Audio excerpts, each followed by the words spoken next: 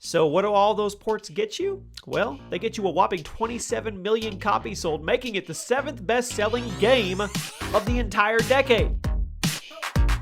It's always fun to do a countdown of the year, the best games, the worst games, but what's even better is when you get the chance to do the countdown of a decade. That is right. What is up, everybody? Chaos. Today, we are going to be doing the best-selling games of the decade. That's right. Games that were released between 2010 and 2019. The best-selling ones. And we're going to go back on some of these. Some of these, you're going to be like, oh yeah, I forgot about that game. So drop a like. This month's giveaway is for your choice of a PS5 or an Xbox Series X. All you have to do to enter is drop a like, make sure you're subscribed, and leave a comment with your Twitter handle so we can get hold of you telling me which one you want. The winner is picked at the end of the month. Good luck. With Call of Duty Black Ops. This puts a smile on my face. This is my favorite Call of Duty game, and it was released in 2010 for the PS3, the Xbox 360, the PC, and the Wii. Yeah, the Wii. It had you jumping between a couple time periods in the campaign, although the bulk of it was set during the 1960s in the Cold War. The multiplayer was great. It brought back the trends that Modern Warfare 2 helped establish, but it also slowed things down just a tad. And finally, you had the first full-fledged Zombies mode, and Zombies debuted in World at War as a little bonus. But Black Ops 1 was the first game to fully market Zombies as its third mode. The end result was an excellent and unique Call of Duty game that gave birth to the most oversaturated sub-series Activision has to offer. As of 2019, Black Ops 1 has sold over 26.2 million copies, which earns it the number 10 spot today.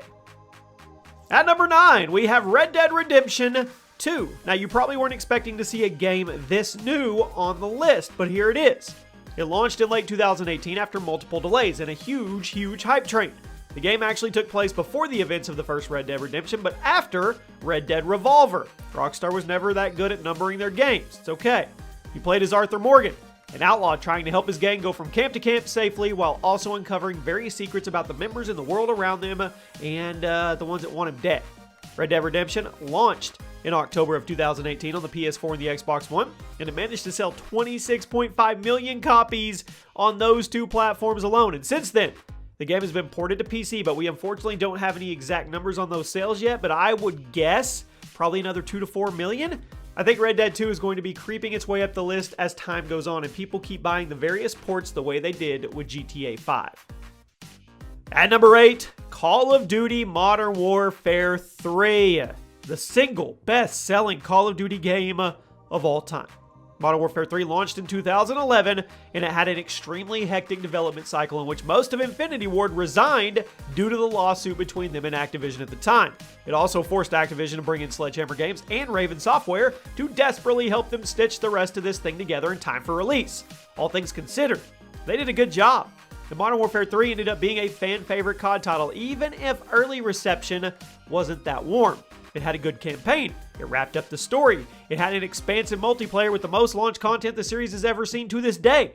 And it had the return of Spec Ops, complete with a brand new survival mode. Modern Warfare 3 managed to sell a whopping 26.5 million copies on the PS3, the 360, the PC, and the Wii. At number 7, Terraria. Does anybody remember Terraria? This is a game that kind of came out of left field, and it plays kind of like a 2D mixture of Minecraft and Metroid. It was a sandbox game with pixelated graphics developed by Relogic and published by 505 Games in May of 2011. Now, it started off pretty low-key, but since then, its reputation has grown, and it has more and more ports, and the sales just keep climbing. As of the recording of this video, Terraria has been released on the PC, the Mac OS, the Linux, the PS3, the PS4, the PS Vita, the Xbox 360, the Xbox One, the iOS, Android, Windows Phone, Wii U, 3DS, and the Switch. So what do all those ports get you? Well, they get you a whopping 27 million copies sold, making it the 7th best-selling game of the entire decade. So if you kind of like a peaceful vibe sandbox game like Minecraft, maybe Terraria is where it's at for you. At number 6, Mario Kart 8. Yeah, you knew it was going to be on here, at least one Nintendo game. I was actually a little surprised, though, to see this is that one. Mario Kart 8 launched on the Wii U in May of 2014. It had good reception, excellent sales, although excellent sales on the Wii U is kind of subjective because of how poorly the console sold itself. But I digress.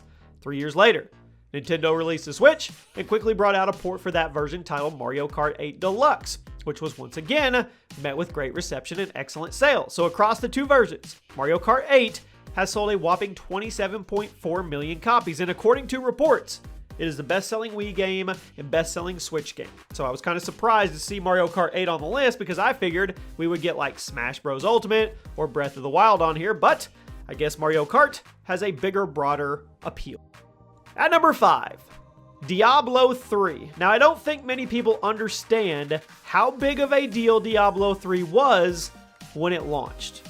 After the game came out broken, a lot of people wrote it off. But this game was a big deal. So for context, the original Diablo came out in 96, and Diablo 2 came out in 2000. These games helped define the action RPG genre, and they garnered a massive following. But Diablo 3 entered development in 2001. Then it was delayed time and time again, getting pushed all the way back 11 years. So when the game finally did launch in May of 2012, players flocked to it. It was met with positive reception for the gameplay, but the server issues were heavily criticized as Blizzard was not expecting the game to sell that well, which resulted in servers crashing and locking people out of the game entirely. So, following the PC's version's success, Diablo 3 was ported to the PS3 and the 360 in 2013, and then to the PS4 and the Xbox in 2014, and finally, the Switch in 2018. So across all the versions, Diablo 3 has sold an estimated 30 million copies. At number 4, Skyrim. I don't think even Bethesda realized just how big Skyrim was going to be. Open fantasy world RPG, 5th mainline entry in the Elder Scrolls series. You guys know it. You played as a character called the Dragonborn as you go out on a quest to learn skills and eventually become powerful enough to do battle with the World Eater, a dragon who's out to destroy the world, obviously. The story and the gameplay were met with positive reception, but what really blew Skyrim up was its replayability. There were seemingly endless things to do, and it was super easy to get lost in the game's world while venturing from place to place. It was a huge success after it launched in November of 2011 for the PC, PS3, and 360, which, of course, prompted Bethesda to start the milk train. They have re-released it so many times. In 2013 as a Legendary Edition on PS3 and 360. Then in late 2016, they released a remastered version on PC, PS4, and Xbox One. Then in late 2017, there was a Switch port, and then there was a virtual reality version. And then, it got to the point it just became a meme in the gaming world for how many times Skyrim has been re-released. But it worked out, and it has sold over 30 million copies this decade.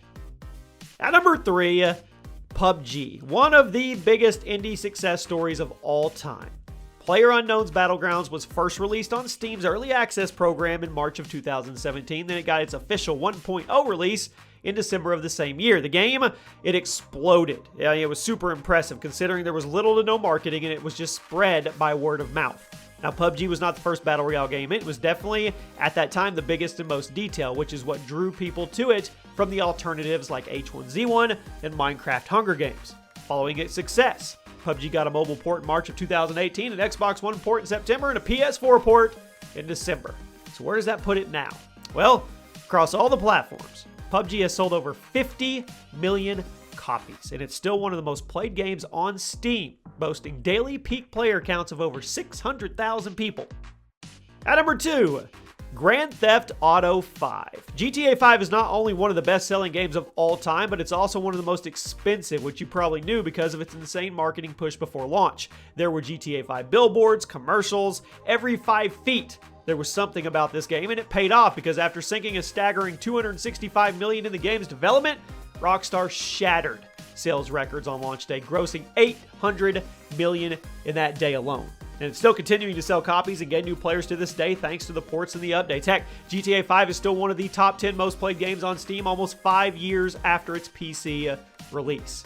The game launched on the PS3 and the Xbox 360 on September 17th of 2013. Then got an enhanced port over to the PS4 and the Xbox One the next year. Then the PC version the next year after that. When you add all those versions up, guess what you get? 115 million copies sold. 115 million. And this is only number 2. And at number 1 today, good old consistent Minecraft.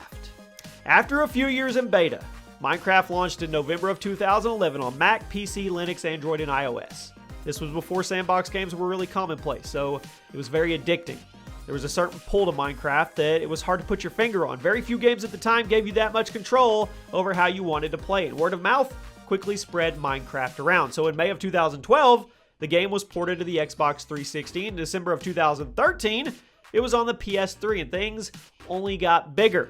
In September of 2014, it was ported to the PS4 and the Xbox One, then to the PS Vita the following month. Then, a brand new Windows 10 version in mid-2015. And then, a Wii U version in 2015. And then, a Switch version, I could do this all day. Then, a 3DS version, so on and so forth. The point is, it's everywhere, has full cross-play support, makes it one of the more appealing games for new players. It's a prime example of what can be done when someone has a unique idea for a game and puts their mind to it and doesn't compromise for the sake of what a big publisher wants them to do. Across all versions, Minecraft has sold over 180 million copies and is currently the best-selling game of all time and, of course, the best-selling game of this decade. There you have it, my friends. Let me know one game that you really enjoyed that you thought was going to be on this list, but it didn't make it. As always, there are 2 videos up on the screen. You have a choice to make right now, a crossroads. Well, across in the roads. You get what I'm saying. You got to pick A or B. Whichever one you pick, I'll see you over there on the video.